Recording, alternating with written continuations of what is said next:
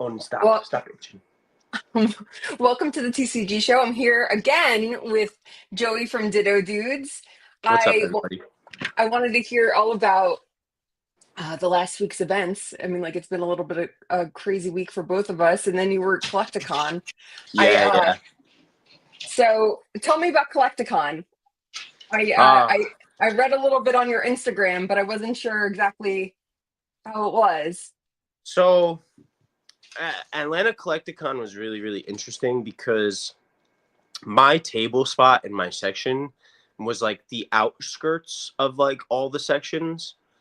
And the first day that I was set up there, I did like, I want to say like $2,800 in sales, which for a Collecticon is like abysmal. Like when I told people that, like at trade night, and like I told people that I was with like Mark, Generations, TCG, like Matt, and like everyone was so blown away because it's like $2,800 for a Collecticon is like nothing. Like that is like I literally looked at Matt and I was like, this is what I do at like a slow local show.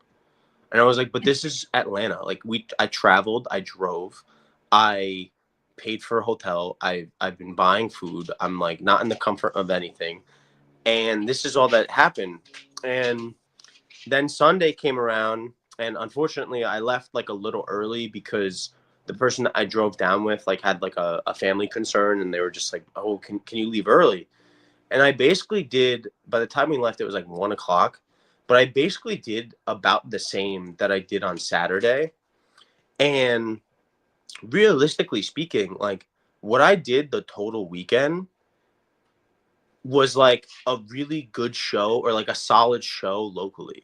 Mm, And it kind of made me step back and think to myself, like, do I really need to travel for Collecticons? And like, I heard from people that did Atlanta last year, and I didn't do Atlanta last year, but people said that the foot traffic definitely seemed like there was more last year. I know it was definitely also on Super Bowl, Super yeah. Bowl weekend, so maybe that didn't help. But like there's people that talk good about it because they were like in the front and like towards the entrance and like in premiere sections, or like in the middle not too far from the front. And I talked to people in the back that complained that like it wasn't that great, and like they didn't do that well, and like what the hell are we doing here? And I I kind of sat back and I looked at Matt and I was like, what am I doing here?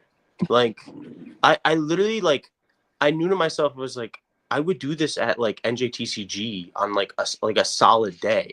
And I don't have to travel. I'm traveling an hour to get to your show and an hour back. I'm not paying for a hotel room. I'm not paying for all this amount in gas. It's like, is Collecticon really like all that hyped out to be?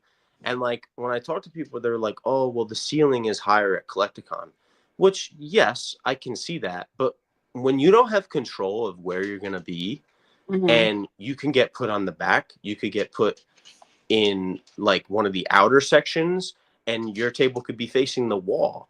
If the foot traffic is not there, and you're in one of those areas, you're probably not going to do well. Like, and it's not like I can say, oh, well, it's my fault, I didn't have the inventory. No, I had plenty of inventory. And not even that, like, anytime I actually did talk to anybody about my stuff, it was like, oh, like, yeah, you're priced fair, but it's just like the foot traffic wasn't there at all. So it wasn't me. It had to be the show. You're like it's I'm the problem. No, Yeah. I'm really curious to see like what the foot traffic was compared because I know you did Richmond, you did New Jersey last year. Compared to those two collecticons, what was Atlanta like? Was it the same kind of traffic or is it a bigger like what could you compare it to in New Jersey, the amount of space? Like how many vendors do they have at Atlanta Collecticon? I mean, the vendor, I'm pretty sure they have like hundreds of tables at Atlanta and any Collecticon in general. Uh-huh.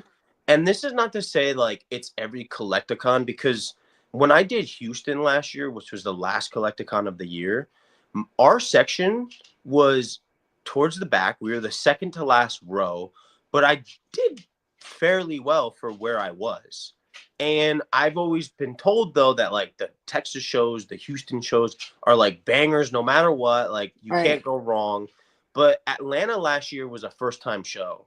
And I actually skipped Atlanta last year because I was like hesitant. I was hearing bad things about it. Like it's not going to be great. And then I heard it was going to be great. So I passed and I was like, okay, we'll see how it goes. And then if it's good, which it supposedly was crazy last year, Mhm. I was like, I'll do Atlanta next year because there's 2 Atlantas this year. So here I am. I did Atlanta, and like it's hard to compare it to a local show because of just how many tables there are and how big the venue is. Like it's nothing to say anything bad about local shows, but like your Bridgewater location show, it's like that times like 5 of those rooms total. Wow. So as big as the New Jersey Convention Center then. So Yeah, it's like pretty around the like the same size around size, like around the basically same the same size. size. It was probably like the same amount of tables, Hmm. and but like when I like looked at New Jersey Collecticon foot traffic and even Houston, like though the foot traffic at those shows, like you were never like not busy, and maybe you had like some downtime like when the concerts went on, but like for the most part you were always busy. Here I was like twiddling my thumbs, like I didn't know what to do with myself. And anytime like because my table was facing like exits and like a wall with nobody there, um anytime I saw like I looked in front of me and then looked behind me, I saw like a crowd of people, but it wasn't like it was mobbed. And I looked and then I would look in front of me and I'm like, where is everybody? Right. Like because there was like a couple stragglers going towards the back wall, but like there wasn't really much foot traffic on the back wall. Um so it was really strange. And like after that, I was just like, okay, like I'm gonna do my New Jersey Collecticons because it's my home state. Hmm. I'll do like maybe the like maybe one Dallas, one Houston. But for the most part, I was like, I don't know if I want to travel for all these other shows because like we are so incredibly fortunate and lucky that we have all these shows. Like it and like I know the ceiling might not be as high. Um it might not be as high as like local shows, but I would rather just not have to travel and go anywhere and just get to stay home. Like I get to come home, I get to cuddle my dog.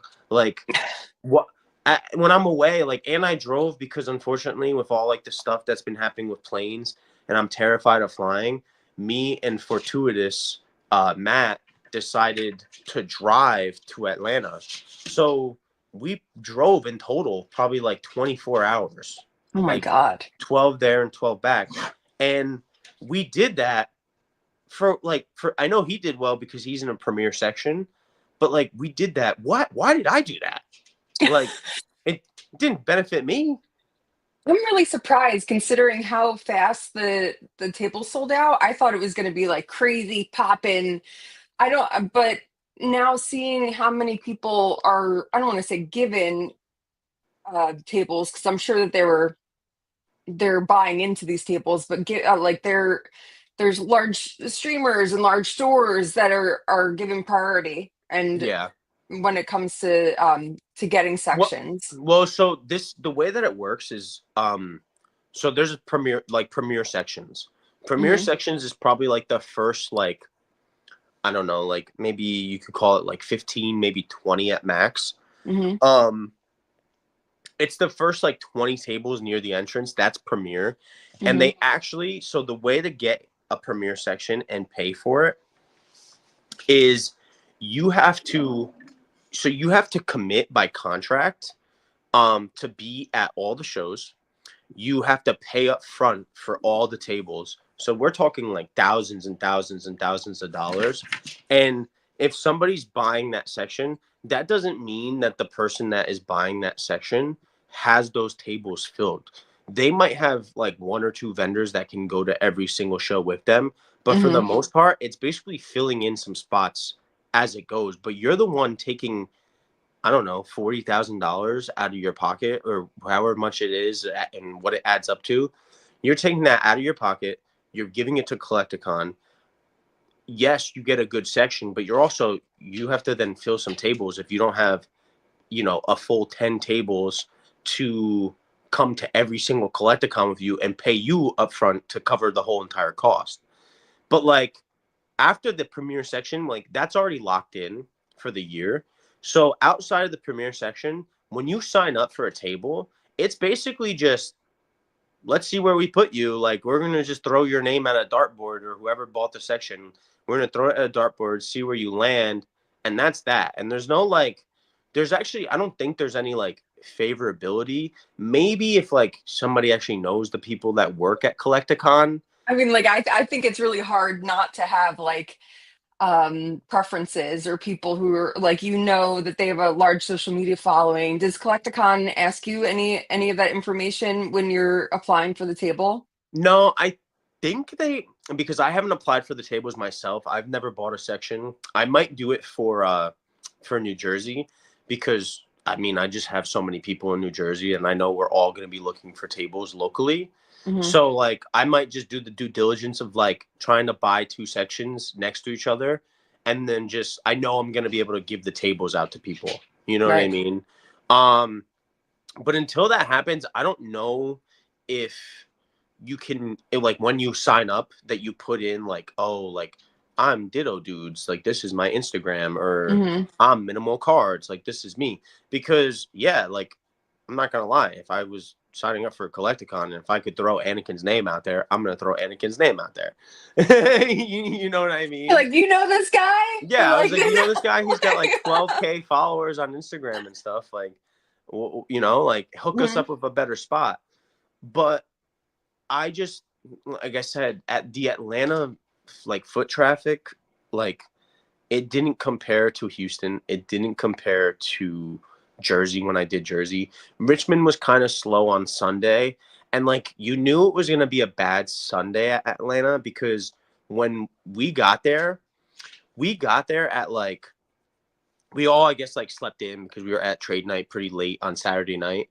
So we got there late. I think we got there at like 9:30, which is the show starts at 9. There Yeah. wasn't a line of people You're all done. outside. New There, Jersey TCG show. You show up at 9:30. You're yeah, done. Collecticon don't care. Collecticon do not care. But like, Well, they already have your money. They already have the people who like everyone already paid to get in and everything. yeah, yeah, they're chilling. They're fine. They made Yeah. so much money. They don't care about it all. And they're like, there's plenty of tables out there. If a couple are late, Right. Right. whatever. Right.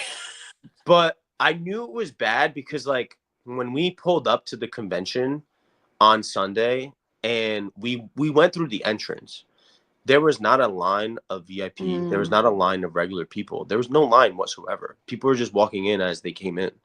So, but that just goes to show it's like, okay, if there's nobody lined up, like, is there really that many people in there already? Like, and when we got in, there really wasn't anybody there.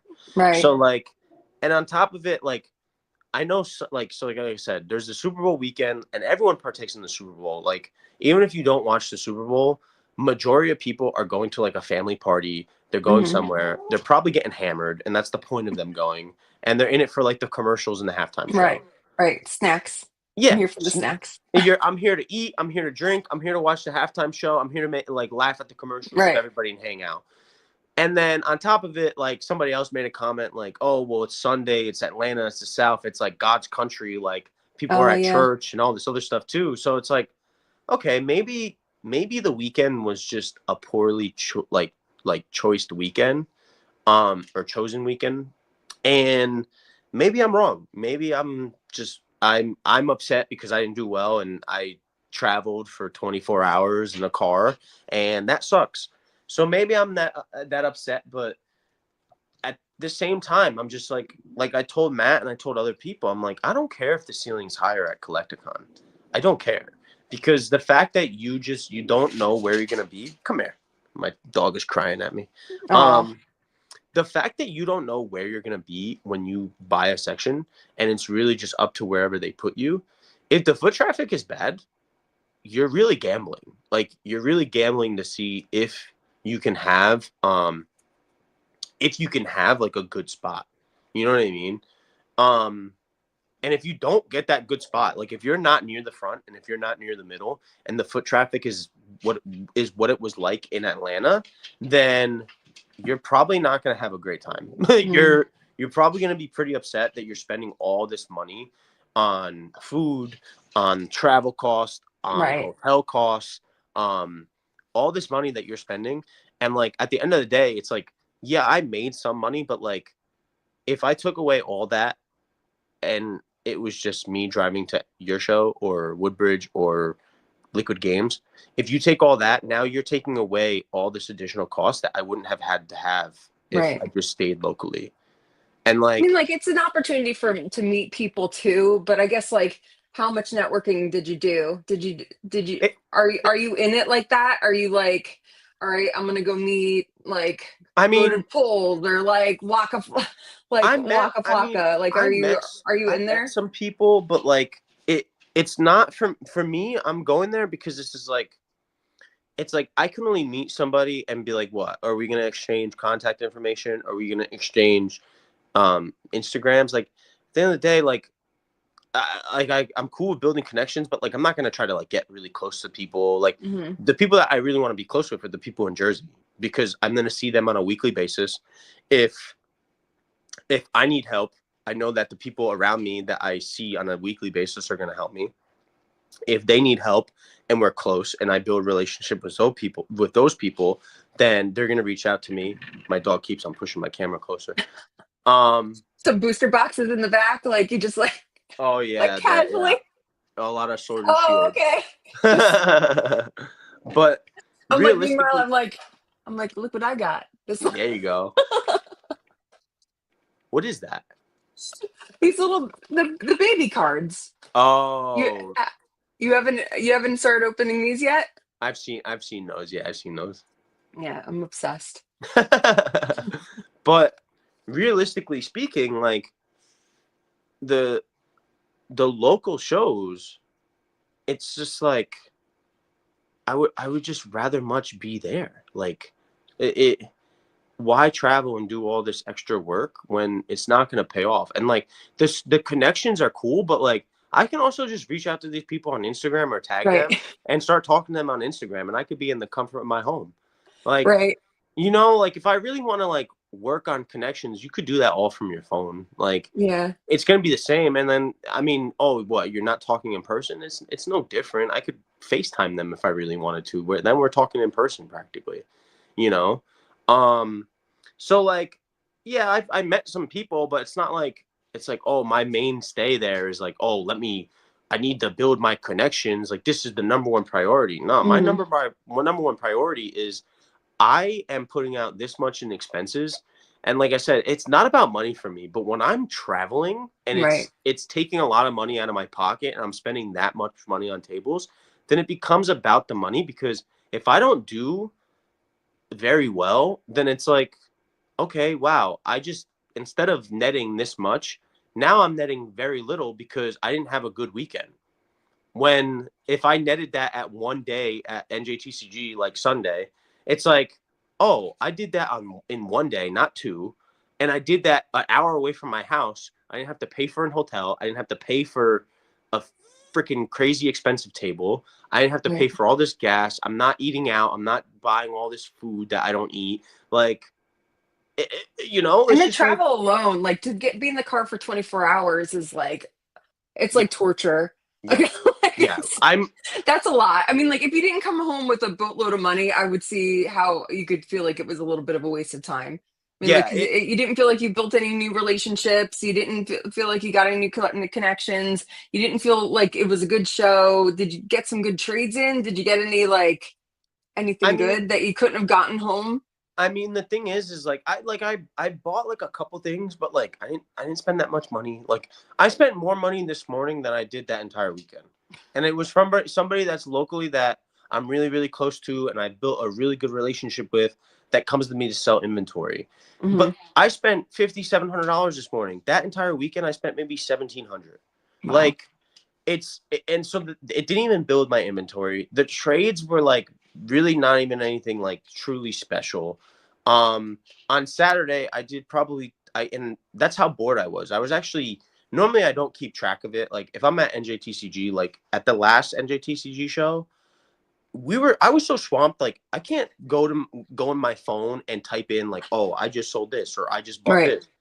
I was so bored that I literally opened up my notepad and wrote down every single time I made a sale or every single time I bought something or every single time that I traded something. Just that I was curious. I was like, okay, this is going to be an interesting day. And I did $2,800 in sales, and all that $2,800, $1,500 came from one single slab. Oh my God.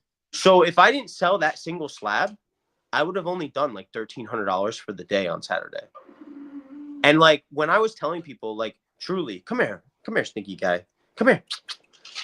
When I was telling people truly about, hey, like this is all I did today, people were shocked. People were like blown away. And it was all the people that were like facing near the entrance, were in premiere, or like in the middle, which is also another really good spot. But like the people I talked to in the back, they were like, yeah, I did similar. Like the people on the outskirts, yeah, I did similar. And I'm like, okay, like there's something wrong here that like I don't think people realize. And unfortunately too, for like a lot of people that are coming to Collecticons, they're traveling for shows because they're not in New Jersey. Right. Like they might be in a state that doesn't have local shows like we do. But we, like I said before, we are so incredibly grateful and like lucky that we have a show every week.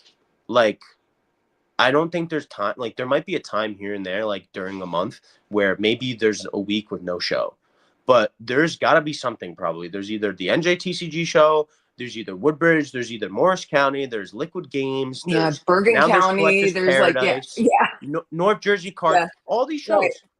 And, Yeah. and then you have Long Island, like you have like shows within distance. But a lot of people, I think, that do these Collecticons are traveling because they absolutely have to. Like, Right. they don't have that. And like another thing that I run into, like at Collecticon, like on Sunday, I posted about it, like a little joke. It was like I have vendors that are trying to come to me and buy from me at 80%, and I'm like, well, I pay 80% or I pay 75%.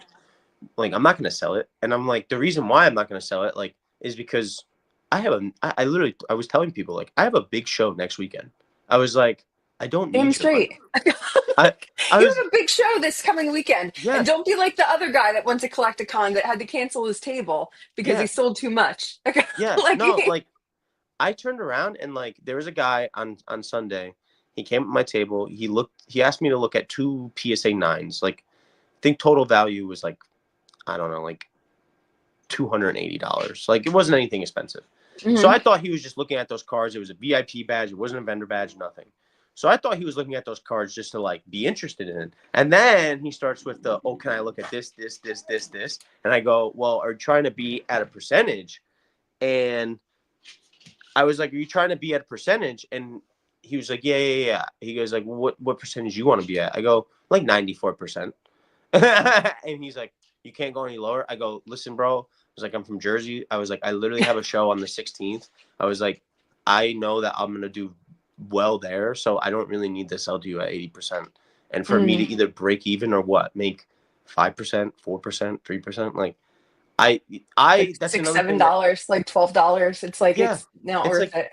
I don't need to do that. And at the same time too, like, I'm sure you see people like in the NJ space that are always posting like, oh, I need inventory, looking for inventory, this, that. It's hard to find inventory. Like it's definitely a struggle. But like for me, and it's not to toot my own horn, but like the reason why I think a call came through. Let me deny this. Okay. Am I back? Yeah. You like went Okay. real quick. Yeah. Like, The reason why I have inventory is because I build strong connections with people that I've bought from before or I've sold to before that just continue to come to me, and I appreciate them. I always try to do them favors because they're helping me out. And either way, it's a grind. It's like it's taking up my personal time. Like today I met up with my good friend Dennis, right? And I had like 6 slabs comped out, and then everything else he had all this other stuff, and I had to comp it all out. It probably took me, because of how many slabs it was, it probably took me like total like an hour out of my day.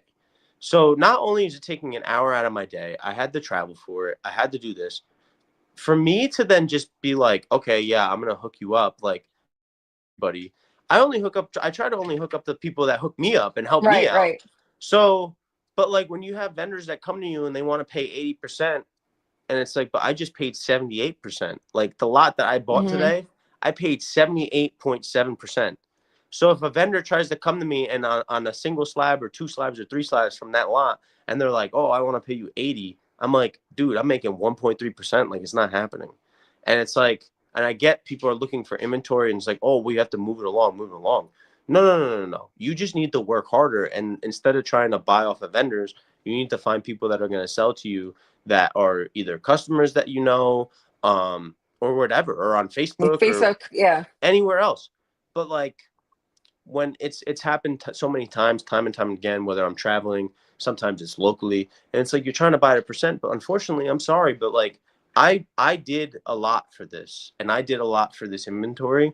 So for me to give it up to you to make 5%, and what? So you could go make 15, and I know for me, I don't like selling to some of the people that do that, because I know when I go to sell to them, the let's say the market is $300, and that's what we comped it at or whatever, and he Hmm. bought it at 80%. I know as soon as, if I went to go follow that guy, he's posting it for 350, and he's way over market.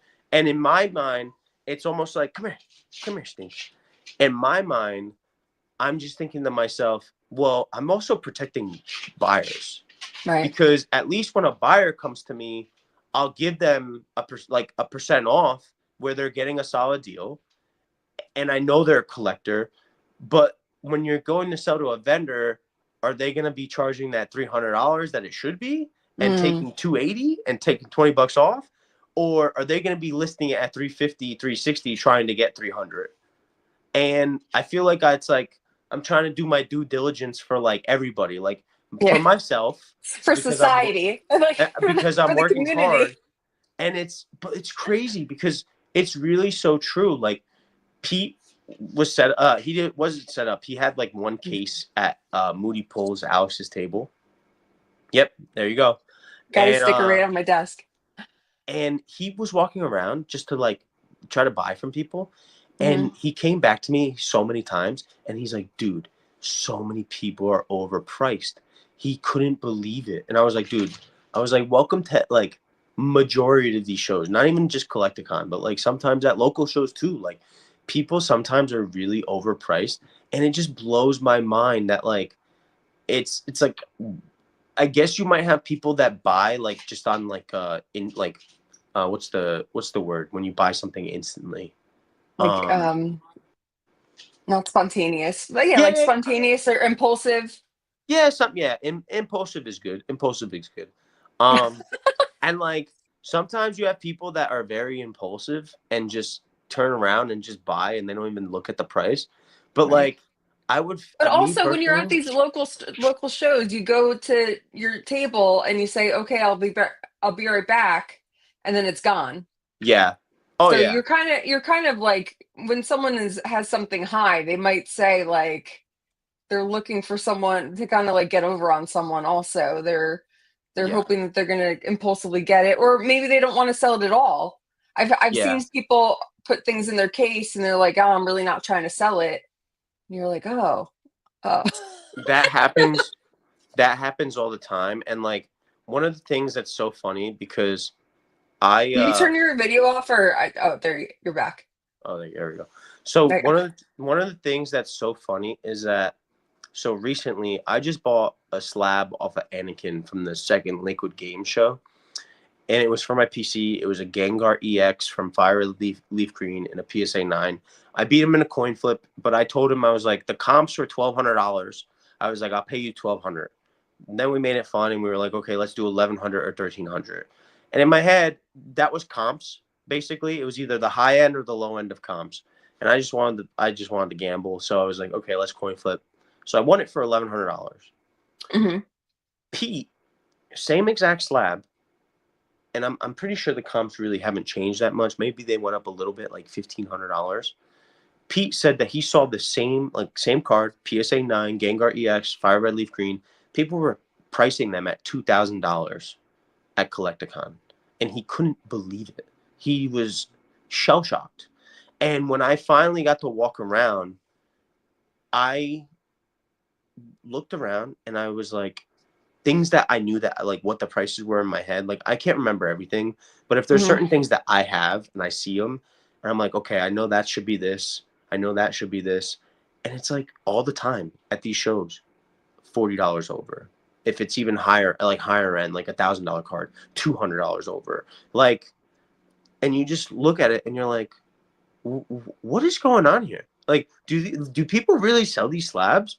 And Do it's you think like, that they're like anticipating someone's going to trade and there's going to be like percentages, or you think that people are going to haggle? Like I'm if I see that something's like $30 over, they're like, oh, well, maybe they're going to talk me down a little bit, or maybe they're going to come and they're like, oh, well, I'll give you this at 80% and I want that at yes. I, 70%. I mean, when I think what it is that when people take that strategy, like I said, I think it's impulse. I think Hmm. you might get somebody, yeah, you might get somebody that sees a slab, they've been looking for it forever, they finally found it, you have it, and you're $50 over it, and they don't even think of it. They just Right. boom, buy. They were looking for it, they were desperate, they needed it.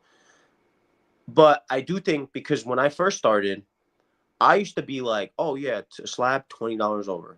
Like I used to think the same thing. And then I realized I was like, I'm not. Why am I not selling things as much? Like I'm selling things here and there, but like, Yeah. is it really this hard to sell? And then as soon as I like changed that mindset of just being at market and taking $10 off, 15, $20 off, depending on, or if it's a higher value slab, not $50 off, whatever. When I realized that working that way was working so much faster for me, I was like, well, why am I going to try to overprice my stuff? Because the mindset of what I had was the same thing that you just talked about. Well, if you price high, Hmm. then somebody's going to maybe like that card and you're like, well, my sticker's 350, market's 300. Hmm. My sticker's 350, you want it. I need a trade percentage at my 350 sticker. And then they're bumping that card up even more and they're getting more value out of it. Or same thing, they post it at 350, market is 300, and they're just hoping that they get market price because the person talks them down. And whether it's okay, I'm going to take 300, which is market, they talk them down to 325 and they're still making $25 over market. And I think that's just the mindset of doing it that way. And don't get me wrong, I see it, everyone's hustling, everyone's doing this, I get it, people do it, but like me personally, like I just I know that what's going to work better for me is when I'm priced fairly. I'm taking some money off. I'm giving people some deals because people just want to come back. And Right. it's like instead of trying to chase that extra $20, extra $50, I'm trying to chase the longevity of it all for me. Is I want to be around in the space for a while. That's why I make my YouTube videos. That's why I bust my butt editing all these videos, right? And Hmm. this is why I do these shows every week. And then I started to travel for Collecticons. I'm building something for the long term. And for me to build that, the way that I think is the way I think is the right way to do it is by one, being myself, two, really providing like good customer service, and Hmm. also just being fair. Like I don't want somebody to come up to me and say to me, like, I don't know what other people experience, like people that are overpriced, but I don't want somebody coming up to me and being like, dude, you're $75 over comps. Like, what the hell is wrong with you? Like, because in my head, I was like, You don't want to be that guy for yeah, like sure. I mean, like you're I don't want to be that guy. Like, I don't want to have somebody come to me and just be like, dude, you're way over comp. Because like, if you're right, what am I going to argue with? Like, you're right, right, wrong. Like, no, no, I'm not. Like, yeah, I am. Oh, you're showing me. And then they pull up the alt and they're like, here, right. look at the sales. And it's like, they're all 300. Why are you 375? And what am I going to say? Like, tomato in my face. Like, I can't Right. defend that. Well, I mean, like, I think that the greatest value that you have with coming to our shows is that your personality on your videos are exactly who you are in real life. Like, so Yeah. I think that people who watch you, they're able to go and they're like, oh yeah, wow, Joey's the same guy. Like you really, you really are the same guy that you are on your videos, and the laugh and everything. It's hilarious. I Yeah. mean, like the laugh is just, so I was at, I was at Woodbridge a couple weeks ago, and I'm walking around and I saw your brother. So I'm like looking at him because you guys like look very different, but I look extremely different from my sister. Uh-huh. So we're walking around together, and then he starts laughing, and I'm like, yes, you guys have the same exact laugh. I was like, you Yeah. guys definitely brothers. It was so funny to me. I was just like, oh my God. Yeah. I Yeah. was like, He so my brother is the Italian because uh-huh, we're Italian, Polish, and German. uh-huh, My brother's the Italian. I'm the Polak. Like I'm very light skinned. I'm very light hair, light features, uh-huh. blue eyes, everything. And my brother's the opposite. My brother is darker skinned Sicilian, darker hair, darker eyes, but he's basically like the polar opposite of me. Hmm. And our laugh, like honestly, it's just there's multiple people in our family that have like this type of laugh, Uh-huh. and obviously our family and all of us like love it and are cool with it. And then there's other people that like I've had people that literally they're like, oh, like Joey's laugh like is the best. Your laugh is so funny. And then I also have people that are like, your laugh is so cringe. Like I get comments sometimes of like, your laugh is so cringe, it sucks. And I'm like, okay, like some people like it, some people don't. And that's been my way of life though for like ever. Like ever since I was younger, like going back to middle school, high school, it used to be the same thing. You had people that like hated my laugh and despised it because they just didn't like it. And then there's other people that thought the laugh by itself was so funny that they would laugh from it. And then it's like, well, what is there not to laugh about and to be happy about? You're laughing with Right, me. Like right. it's making you laugh. So I guess that's a good thing, you know? It's like amazing that like people will find anything they hate. And Uh, like I mean, like I just to go back to like this past week, it's just like um I've gotten a lot of awareness. A lot like sh- there's a YouTuber that likes to spread awareness, not hate. yeah. And this awareness coming at you constantly Yeah. every like 5 minutes, every 10 minutes, every 15 minutes. I'm like, what at what point does this hate or like this awareness not be like, Yeah. how am I not supposed to take it personally or take it I like think, at all? And this I is like think, the first time that I had like this kind of experience of like having someone that I was very friendly with, something went wrong, and then because I initially defended it, it was just like, well, you're associated with them and you're a bad person. And yeah, yeah, like I never had that experience before.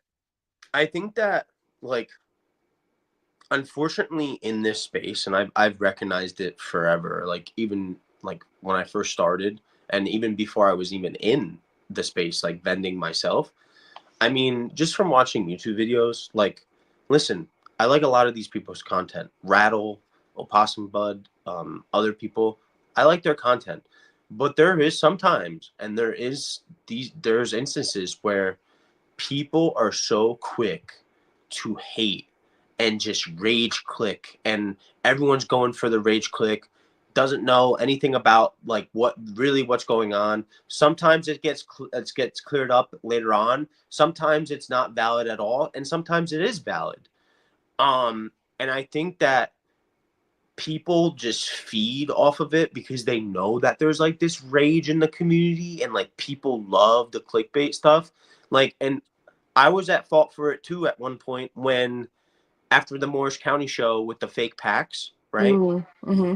First thing I did, even though like I wasn't heavily involved, the first thing I did was make that video because I knew it was going to be clickbait worthy. Mm-hmm. And that Mm-hmm. video got like 115,000 views on my YouTube. It's like the highest YouTube video I have, right? I mean, that was a crazy situation. It really was. I Uh, mean, like it. 100%. But like, it's the same thing for this. Like, if somebody gets caught robbing a store, right?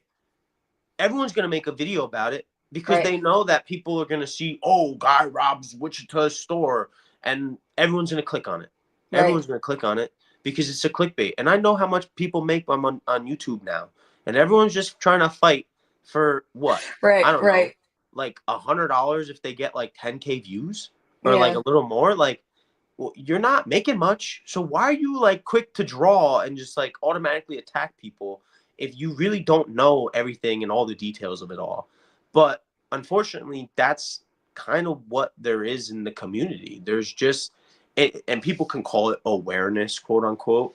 But I really just think that a lot of it just ends up being keyboard warriors that like want to attack, attack, attack. And whether that's for their own personal reasons or whatever, I don't know. But even if there's any other drama in this space, and I know the drama that we were involved in, but even if there's any other drama in this space and I see somebody post about it or whatever, I just go, oh, that sucks. Right. And I turn my head the other way. Yeah, Like, it's made me change my perspective about it completely because someone stole something from my husband's store a couple months ago, and it was on video and it was blasted and it became viral and it was a whole thing. yeah, But the amount, I mean, what he did was wrong. He shouldn't have stolen from an LGS. It was a terrible situation. It was someone that I knew, and I'm yeah, not yeah, even in yeah, there that often. It was weird. Anyway, but they like destroyed this kid, and I mean, like on one point it's like, okay, you stole from a store that you've been in for the last 3 years, you shouldn't have done that and all that yeah, shit. And I was like, like, fuck him. And then it happened to me, but I mean, like, very, very, like, yeah, different extremely, ways. extremely removed, Yeah, yeah, but like, and I'm just like, but I also saw it to someone that I cared about, and I was just like, what, at what end are we yeah, gonna stop doing this, like, until like someone is like no longer here. Like, it's not, I mean, like, you don't really want to go, yeah. like, do you want to destroy someone's life and their job and their future careers, and like That's what that's happened the to GameStop? I mean, like, there's like, I could see it from both sides there, and it's just like, are we gonna destroy this business?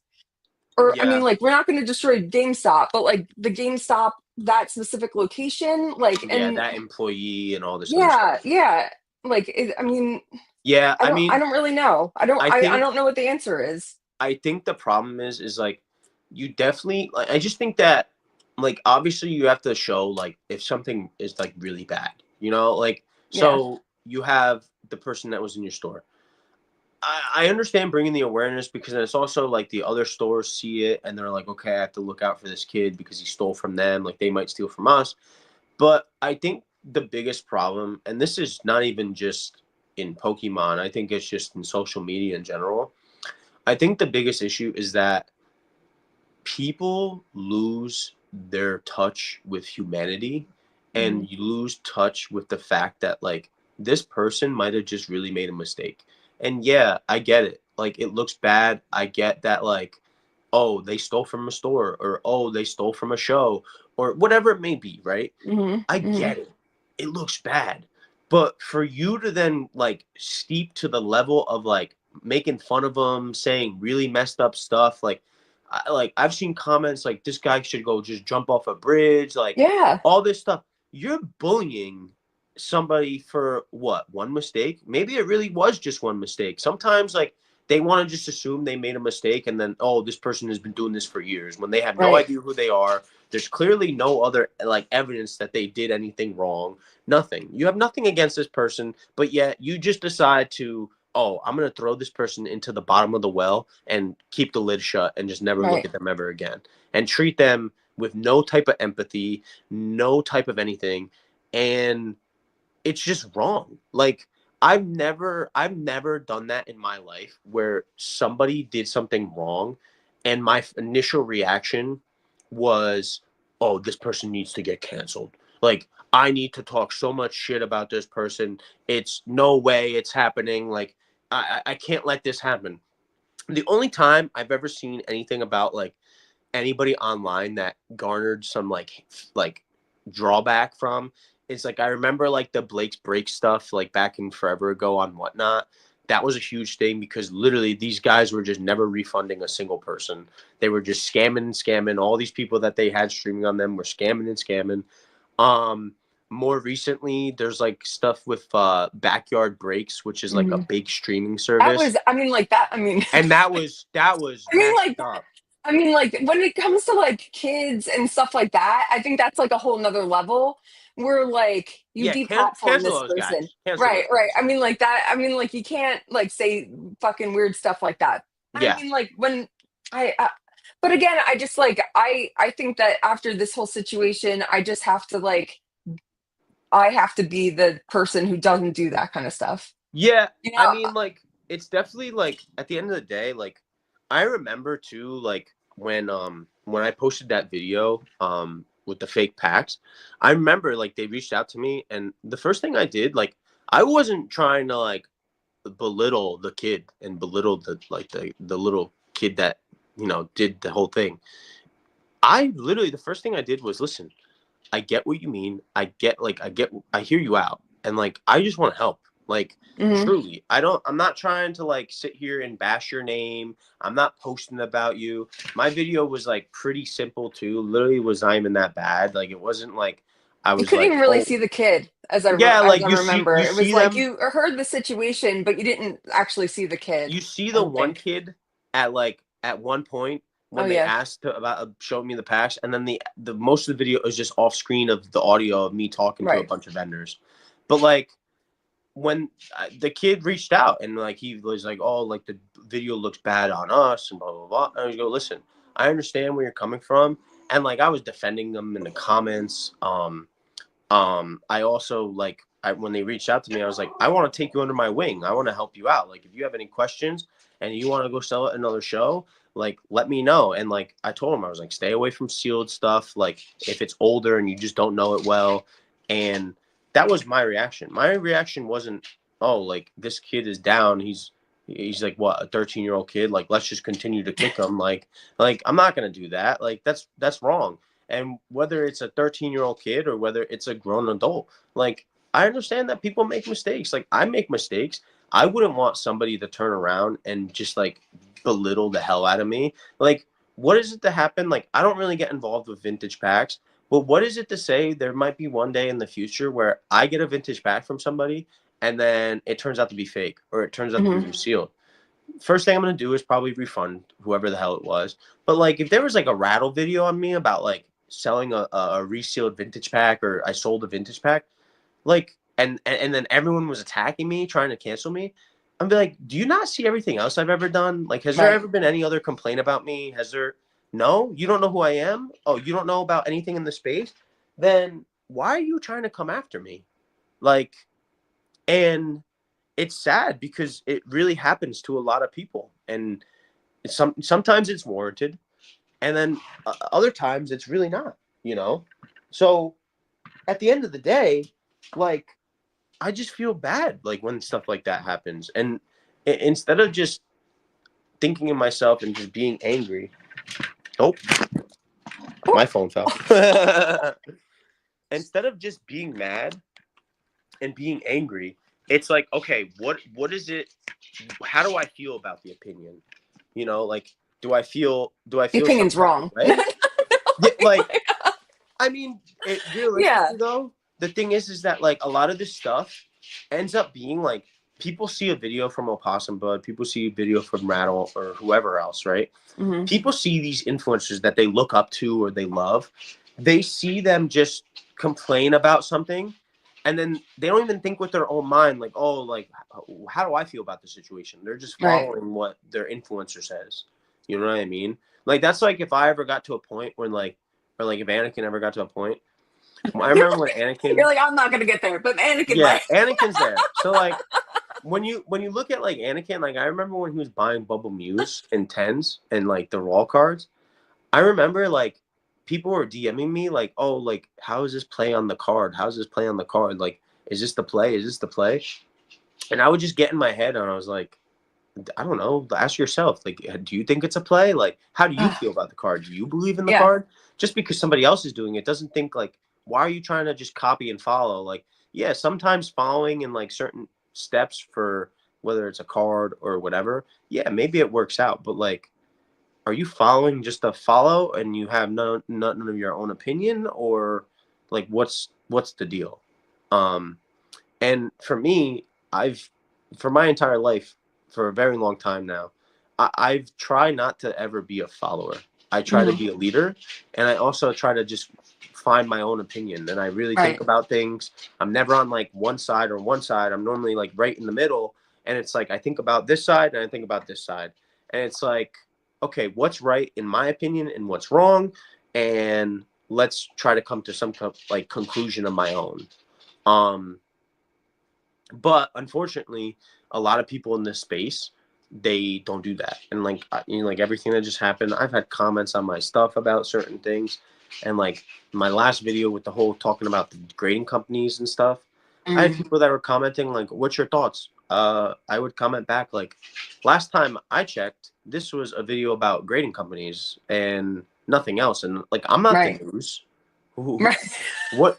What is this? Like, who the hell am I? Yeah, like I mean, like, yeah. Who am I? Why do you care what I think? Like, does that gonna change the way you think? Like, or is that gonna change the way you think about me?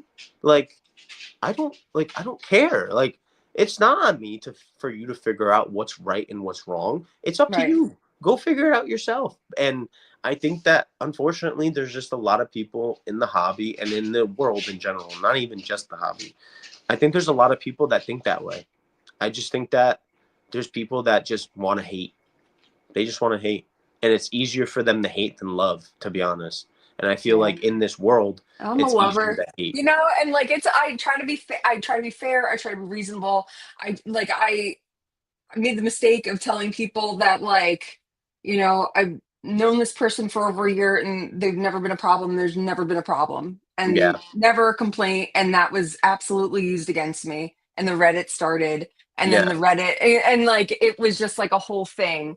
And I was like now it's affected my business. And like, there were people that wanted me to make a statement.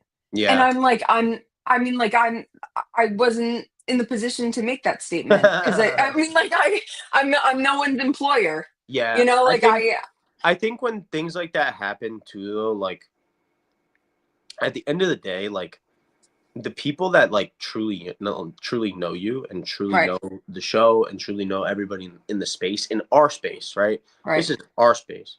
When everyone knows who we are and like you get the sense, and something like if something was wrong, you would know. Like You something know when would people are come up. fucking shady. Like, Yeah. I mean, like, you're working around these people week in and week out. Like, you really every single weekend. I've seen Yeah, them pretty much every I single weekend know for the last year I and a know half. You know, personally like, when somebody's a good apple and when somebody's a bad apple. I have that intuition. I've been on my own since I was 18 years old. If I didn't have that intuition, I'd be in deep shit. Like, so when it comes down to that, like oh, like this and that, like, make statements like you should feel bad, like this, and but it's like you don't know who that person may be. And like for me to even comment on somebody else's situation in some other state, I don't know who that person is. I don't, like, what am I to say about something that happens in freaking Tennessee at a local card show? I don't know shit about Tennessee. I don't know anybody in Tennessee. couldn't even find it on the map. Like, Yeah. it's like Like, what are you to reach out and be like, oh, like you guys are such a bad, like you're such a bad show host, and oh my god, these people in Jersey and all this, how can people defend them? It's like, no, like it's people defend people because they might actually know them, and maybe there's really nothing wrong, really maybe it's just a mistake that somebody made. And like I think that realistically in other areas and other people get the same type of treatment, and I mean, Rattle posts a freaking new video like every day, maybe twice a day sometimes, and it's always some type of drama, like always something. And go post a video about the CGC playtest shit that happened. Yeah, do something. that makes sense. You have a multi-million-dollar company or whatever that are authenticating hundreds and hundreds of thousands of fake guards, like in the millions maybe. Yeah, go after them. That makes sense. Let them, hold them accountable. But when you're like trying to like hold all these like small people down accountable, and like there's like there's some bad apples out there that definitely he catches, and they never come clean, and they always they scam and scam until they have to recreate an account, and then they scam and scam, and then Rattle catches them again, and then again and again. And then nobody ever gets their money back. But like Yeah, you want to go Lots shit of on those awareness. people? Maybe those people deserve it. You know, maybe they deserve it. But when you just have certain things like, it, how are you gonna try to shit on anybody? Like, let's have some decency here to really think about like the person and the situation, and to really come up with your own opinion, because it really is your own opinion. It's nobody else's. Like, and you can either keep it to yourself, and what you should probably do, um, or you could go out there and spread it. And what then? Are you spreading hate? Do you want to spread hate? Do you want to be that person that continues to spread hate? Or do you want to be somebody that's in the middle ground saying, hey, look at this, look at that? Like, I think with the situation that we're talking about, like one of the guys that handled, I think, the best, and I actually met him at Atlanta this weekend. Even though I'm not the biggest fan of his content, I don't know why, I'm just not, was Dr. Applesauce.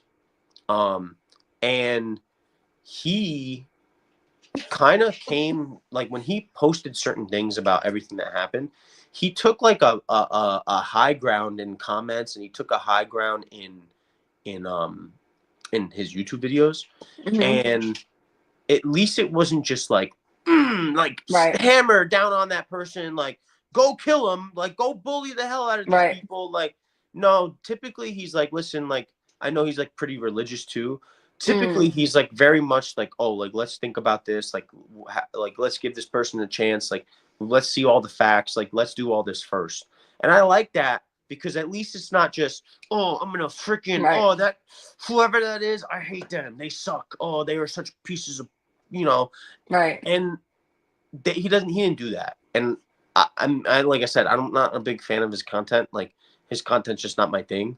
But at the same time, I was like, at least I can look at that and respect him just a little bit, just for the way that he handled certain things. Um, but you could tell that it's like those types of people, there's really not that many out there. Like, majority of all these things that always come out about anybody, it's just nothing but negative. Like, Yeah. and then if you're trying to be positive about it, or like go in the middle, or on the other side, then you just get killed Right. and you get Right. buried, and you're like, whoa, whoa, whoa, like what the hell did I do? And Yeah. it's I'm like, well, trying to you're give this defend. person some like compassion and encouragement. And then, like, no, you're a piece of shit. And I'm like, Yeah. hey, I mean, like, but like I said, the only thing that I could do is like be aware of how I react to things like this. And as hard as people went last Tuesday, I got one message today. It's Yeah, yeah. like it's hard. I mean, like I had a little reprieve, and then you get like one Every asshole today. everything. The thing is too is what I don't think a lot of people understand is that it's just like the normal news cycle in everyday Hmm. life. The news cycle is literally, oh, this happened in the news today. It's hot for 3 minutes, Hmm. 3 days or whatever. It's hot for 3 days, and then there's something else, and then it's gone, and I everyone still want to forgets know what's about going on with the drones. it. And like, yeah, that's gone. I still see them. I Yeah, still see them. We that's saw them gone. this past weekend, Like, on Sunday. like Like, what's it's up? insane. Like, all this stuff that happens, it's out of the news cycle. It's something else. People forget about it. People don't care, and that's it. And it's the same thing in the Pokemon space. When Blake's Breaks was going on, I remember when I wasn't even vending yet. When that was going on, I remember it was like the hottest thing for weeks, because it was always something that was leaking. So it was a Hmm. big story. But then as soon as like the story was kind of wrapped up, Blake's Breaks got banned on whatnot, all this stuff like ended. It was Rattle was here and there would like post a video, but for the most part, everybody else went silent and nobody gave a shit. And it was just on to the next person to yell at, Hmm. basically.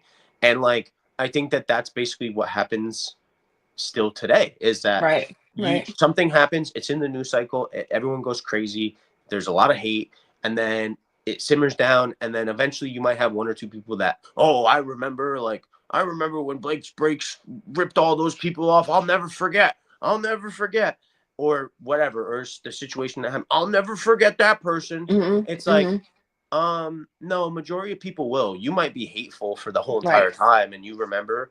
And like me, I have an elephant brain, so like, I if something happens like a month ago at a show or 2 months ago at a show, I'll remember.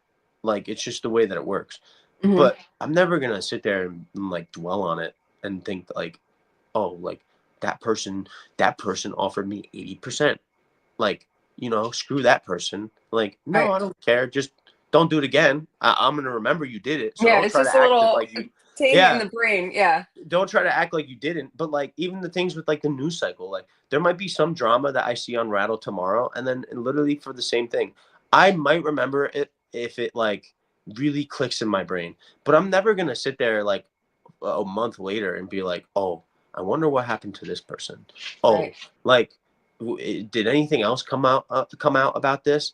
I'm never gonna think that. I don't care. Like, it's out of my brain. It's on to the next thing that somebody's gonna post. And even Right. then, I'm never gonna respond in a way that is putting somebody down when they're already down. Like, there's no point to kick somebody when they're down. It's useless. It's Yeah. absolutely useless. So So what do you got going on? You got New Jersey TCG show, the best show in New Jersey, coming up on Sunday. yeah, What are you bringing to the show? I have You got some heat? Let's go. I, Tell me. I I have so much inventory. I posted on my story today after I picked up that massive slab lot. I have an entire case filled with slabs. I have a good amount of singles too. I have a bunch of sealed, but like when I first started, I started out with an Evolving Skies booster box that at the time was like 550, and an Unbroken Bonds booster box I think was like 650 at the time. And that's how I started vending. And I'm at the point now where my vending, I have so much inventory that I can put out in display cases, but then there's just like other stuff that I don't necessarily have to put out. And that's what all those booster boxes are there. That is just booster boxes that I've accumulated since I started vending and as of recently. And I'm just letting them marinate over time Hmm. because I don't really need to touch those funds because I have plenty of inventory that is going to work for me. But on Sunday I will have SIR 10s, I will have illustration rare 10s, I will have EXs, some alt arts, I have big cards like I have the Latios, which is like a $5,500 card. I have like a super It's the rare. theme of the show.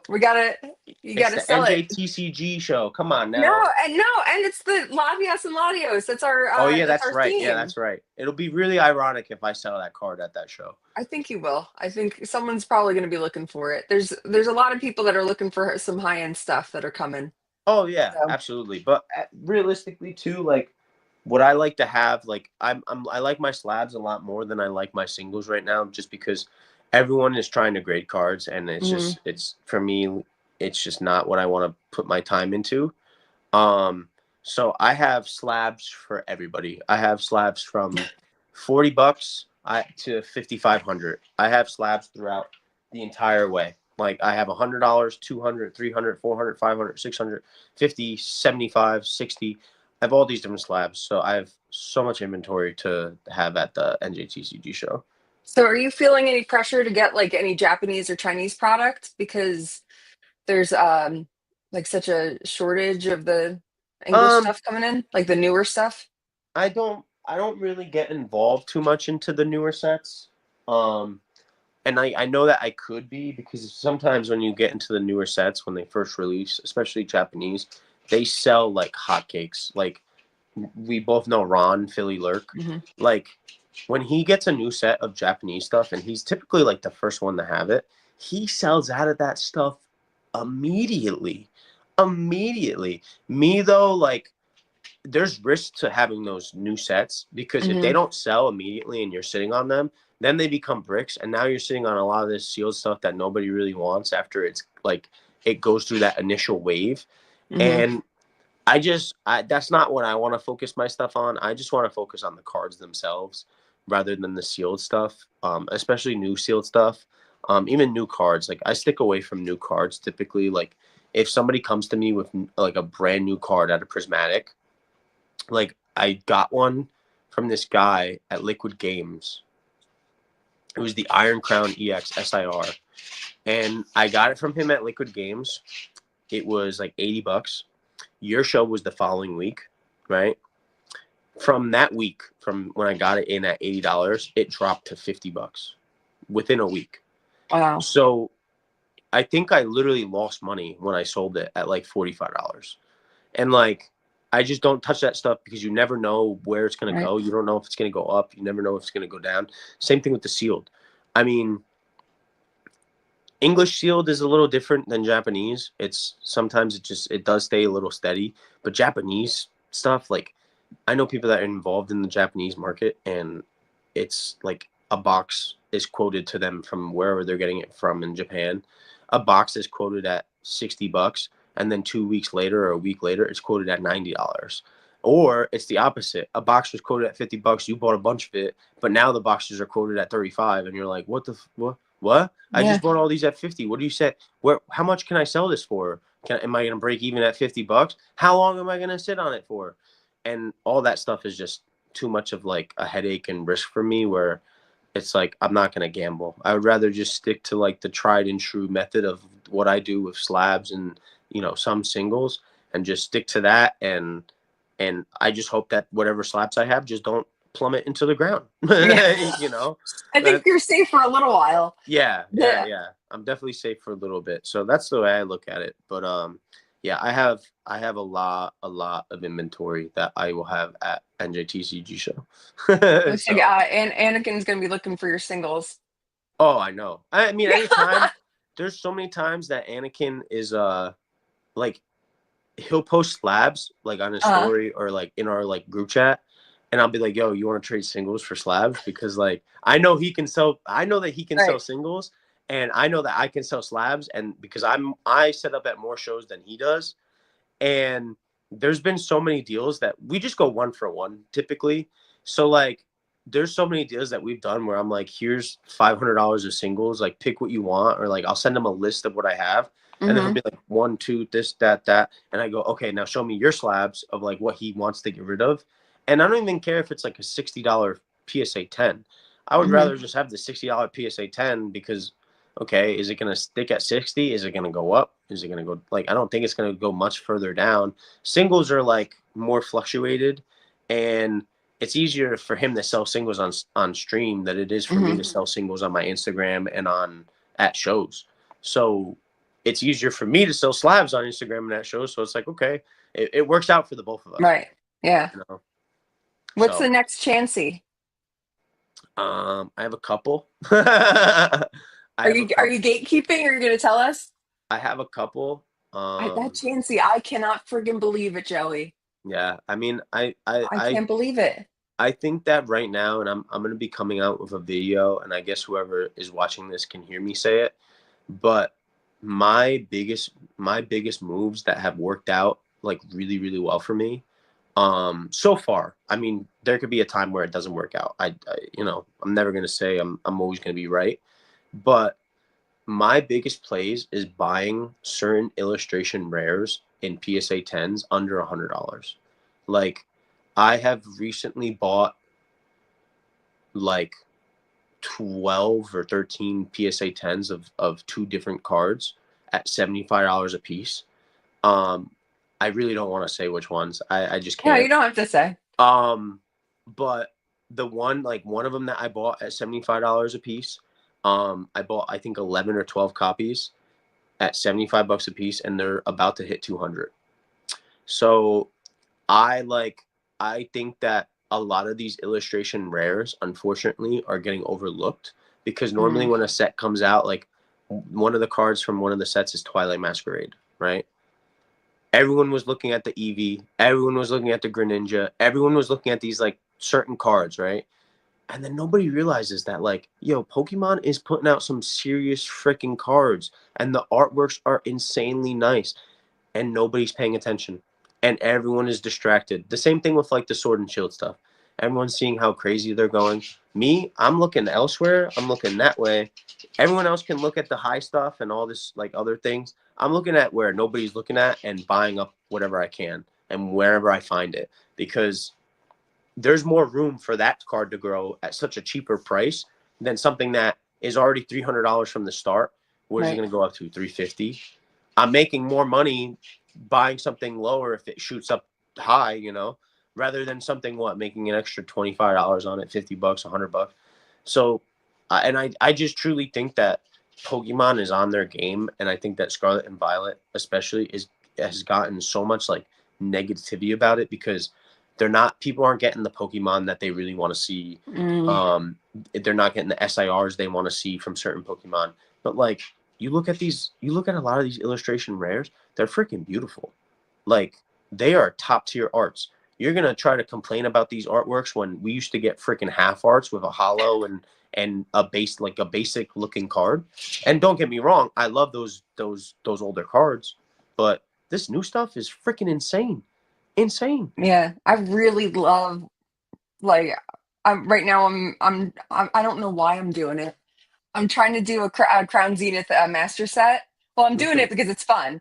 I mean, Yeah, but I love the art. I love it. And there's so yeah, many of these cards that I'm like, what? This is a very undervalued card. What?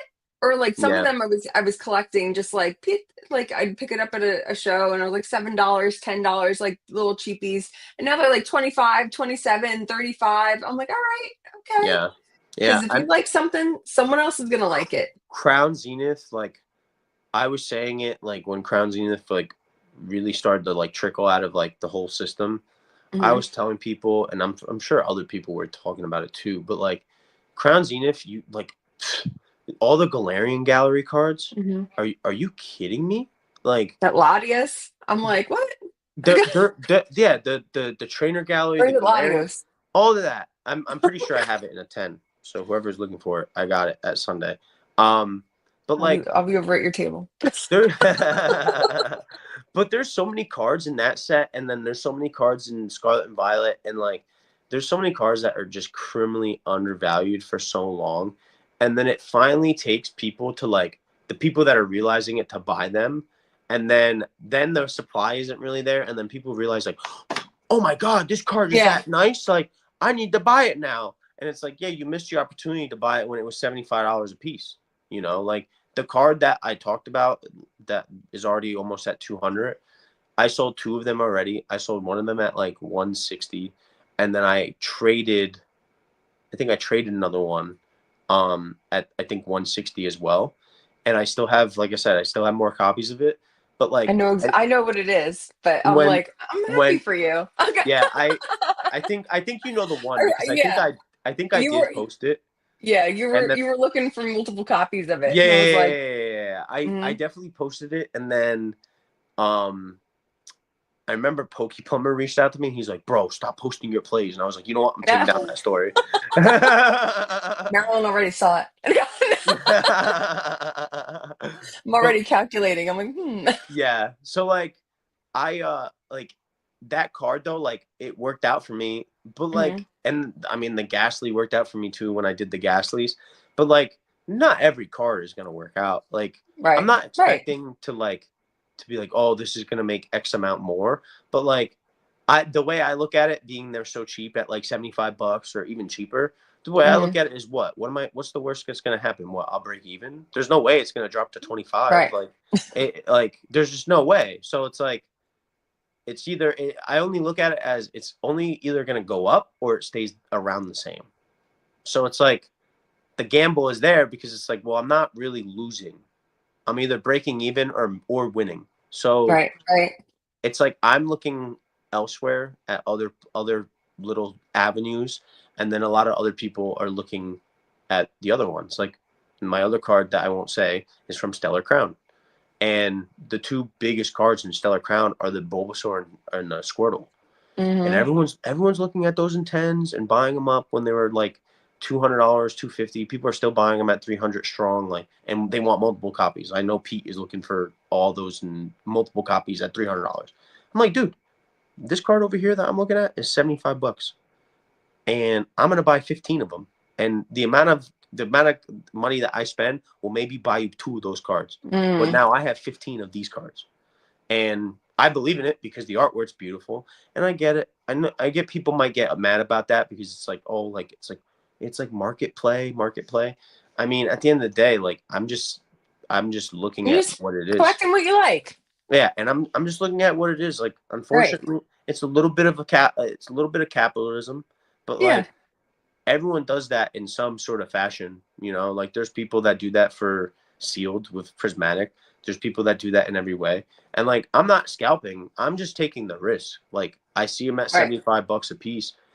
Like I said, it's a risk. I just don't think it's going to go any lower. So I think I it's a mean, like how calculated risk. that's not scalping. It's like it's speculating. It's like Yeah. it's buying a penny stock. I mean, like you're not. Yeah. I mean, like Yeah. you think it's gonna have more value in the future. I mean, like that's how is that scalping? I don't. Yeah. But Yeah. No, everyone's a scalper now. I, People are scalping tables. I know, especially at Collecticons. But yeah, I think that I'm looking elsewhere instead of looking at like where everyone's looking. I Hmm. like to look, what are people missing? That's my Right. thing. And I think that that's like my biggest play right now is finding a really nice illustration artwork that I like. Like, I can't not like the card. Um, so I'll find an illustration rare artwork that I really like, and if it's cheap, I will buy it. Like, I wish I did it with the Chanseys. I Hmm. love that card. Like, we talked about it on the first time, Hmm. and I wish that I bought more copies, and I had the opportunity to buy so many more copies when they were like $50 a piece, and I never did. And it's one of those that I regret because I knew it. Like, it was like, this artwork is so nice. Like, how is it this cheap? And it And has all these, yeah, like how is it so cheap? And it had all these different Pokemon on them, like fan favorites, like Snorlax and Ditto and Psyduck, Psyduck, and yeah, I'm like and Chansey and Blissey. I mean, like they're yeah, you people can't go people wrong. like those. Yeah, I mean, but I'm thinking the future is female. I'm telling you. I'm telling you, the is, future is female. is that the hint? Is that your hint? No, I really think that the cuties are really gonna start growing, I think and so. because there's a lot more women that are in the hobby of collecting, and Yeah, all these girls have jobs, yeah. and like they're all spending money. I see them in the store every weekend. They're coming Listen, in, they're buying the cuties. I I like mean, like, I like cute cards too. I like, cute cards are cute. yeah, Like, something I wish I bought a lot more of was this this mouse hold illustration rare. I bought one when it was yeah. like $70. That card right now is like $350. Hmm. And it's like, what the hell is going? What? And when I saw the price, I was like, what? I was like, I couldn't believe that I bought it at $70. But like, realistically, it's just, there's a lot of things that people are missing, and my mindset is I'm looking elsewhere. And I think that, and that, like I said, it's gonna be a premise of my next video. So whoever watches this is getting a little extra. But like, It's a little my behind the scenes. yeah, my premise right now is that if I'm gonna buy something to, like, let's say, stock up on, I guess you Hmm. could call it. If I'm gonna buy something, it's definitely gonna be illustration rares that are $100 or cheaper, and I believe in the art because whether I think there's multiple Pokemon on it, it's cute, the colors are good, the Hmm. artwork is good.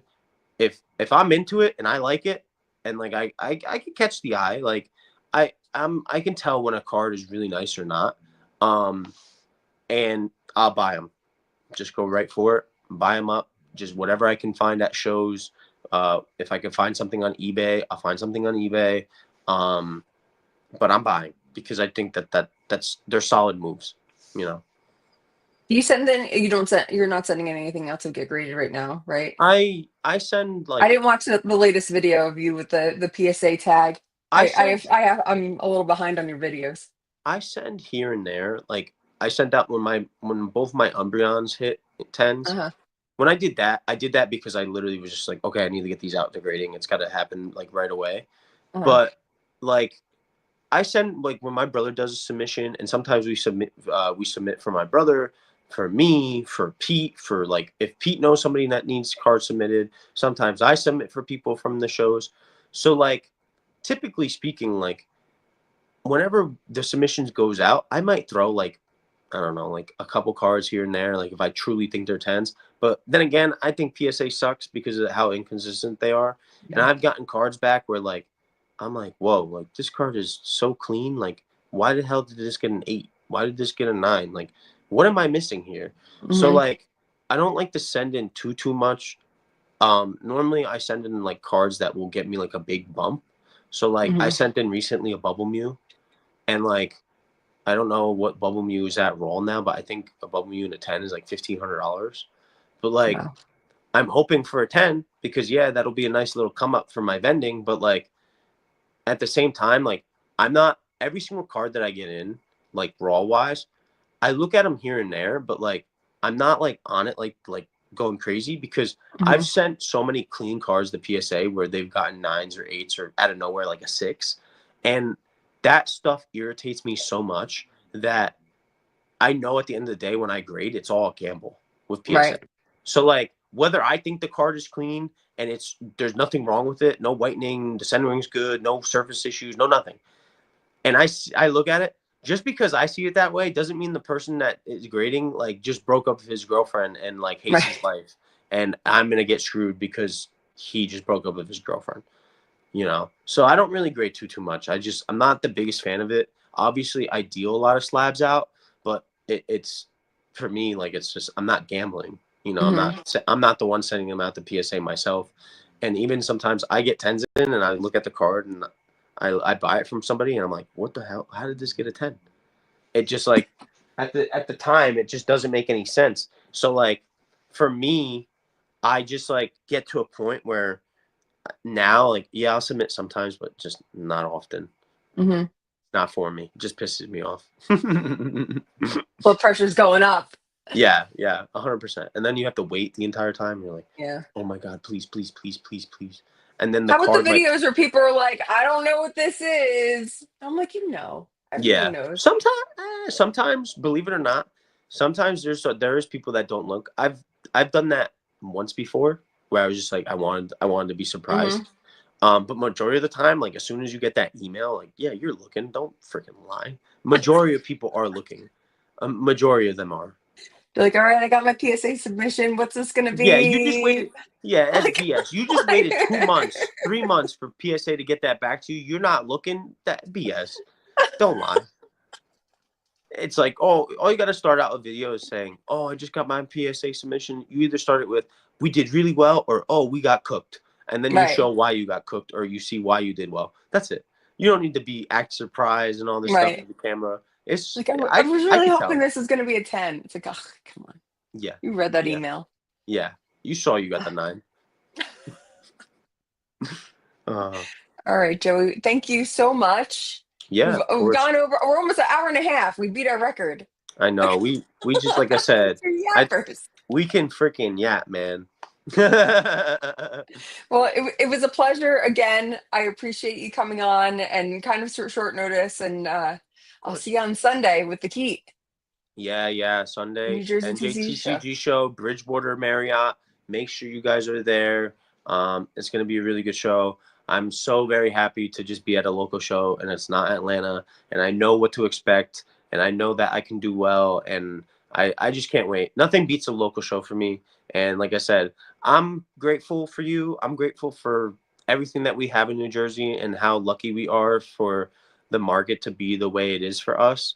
And you definitely put on literally probably the best show in Jersey, next to like Liquid Games. Now that they're coming out, Collectors Paradise is really putting on a good show. I think a lot of people are learning from you and finally starting to realize like, hey, if we're running a show, like we should really make it like a show. Like and we should make it like it's easy for the vendors because like at the end of the day, we take care of you and you take care of us. Like it's a mutual relationship here. Like it needs to be double-sided. It shouldn't just be like all about the show host and then it shouldn't just be all about the vendors. Like it's got Yeah, to be a mutual thing. So I can't make provide sure. you bagels.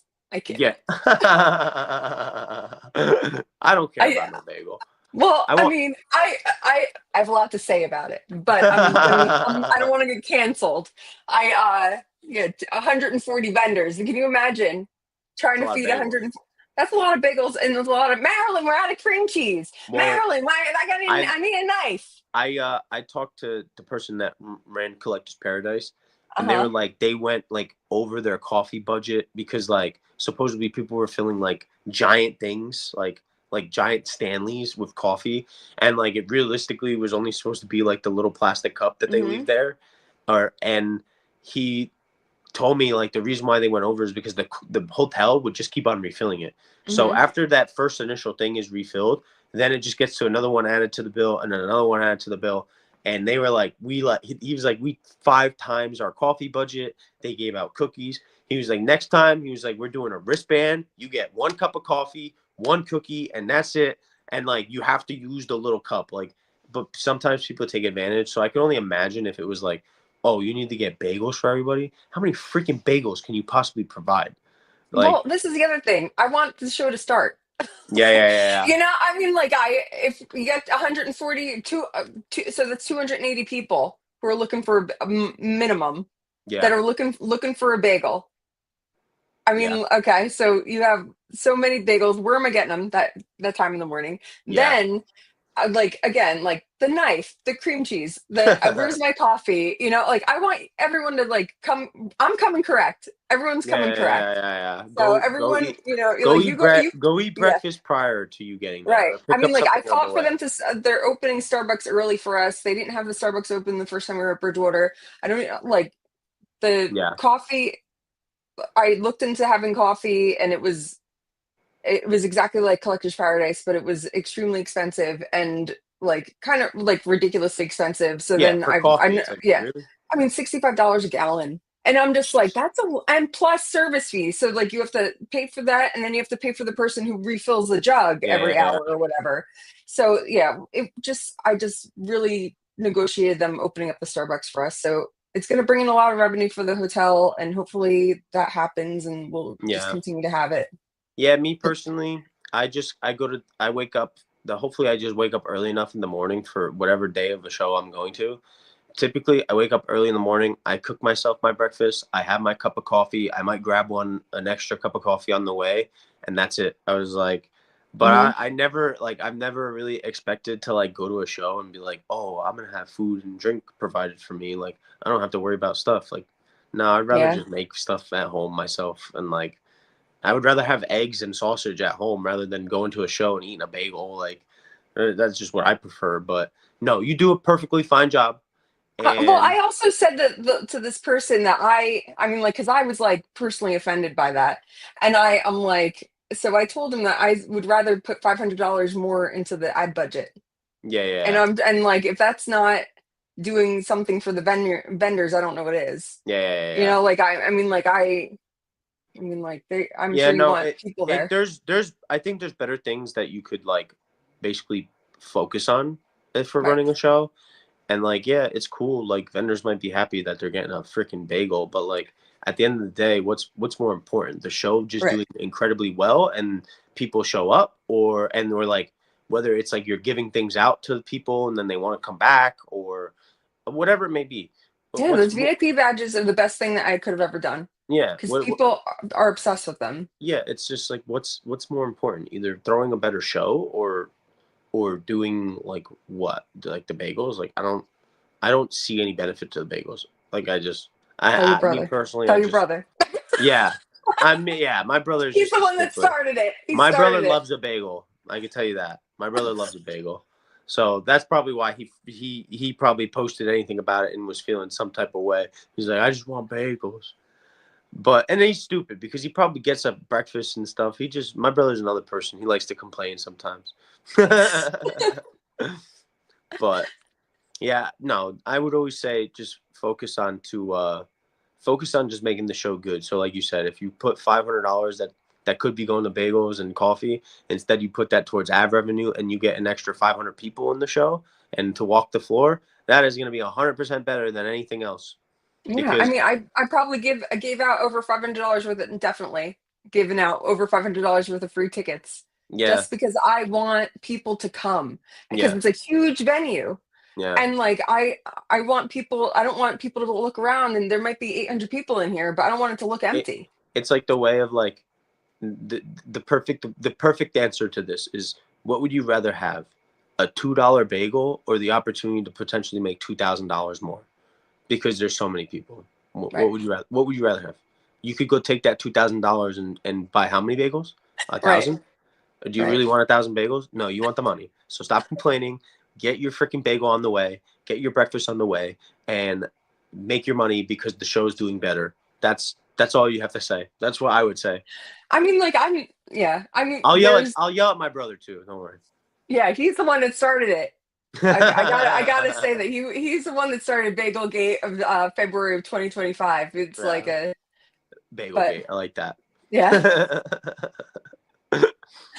All right, Joey. Thank you again, and thank Yeah. you everyone who's watching. We've had quite a few people coming in and out, so I Yeah, of appreciate you all for course. watching. Of course. We got to put NJTCG on the map and then also the podcast too because I know you're grinding it out, so I want to help you grow as much as possible as well. Oh, thank you. Yeah, I mean, like I've been meeting a lot more people from out of state, so I'm happy to have them on and just to see how it works in other places. I am starting to hear how much. Well, I've known how much, like how like big the New Jersey scene is, but like to hear it from other people from other places, it's just Yeah. like it's Oh yeah, we're incredible. we're definitely one of the meccas.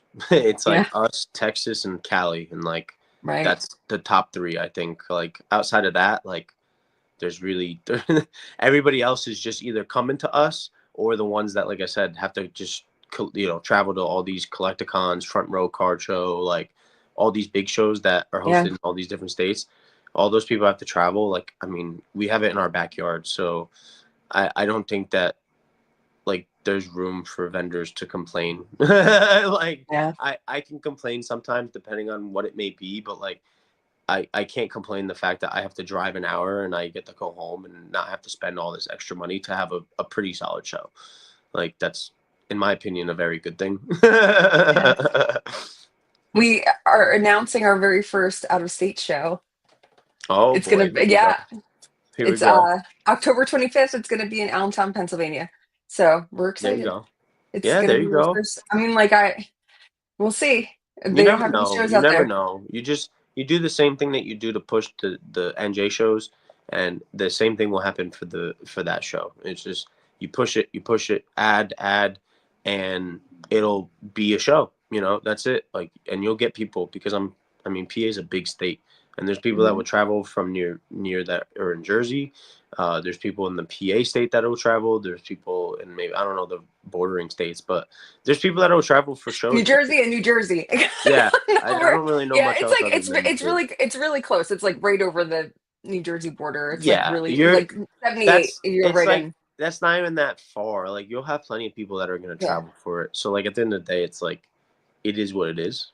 Like, but you just gotta push it, and I'm sure it's gonna do well. You throw a good show, so at the end of the day, it's gonna be successful. All right. Thank you very much. Thank you Yeah, very much. of All right, course, of Joey. course. We've been saying goodbye to each other for the last half hour. I know. We're Just really hang up. going Just now. hang All up. right. All right. All right. Goodbye. All right, bye everybody.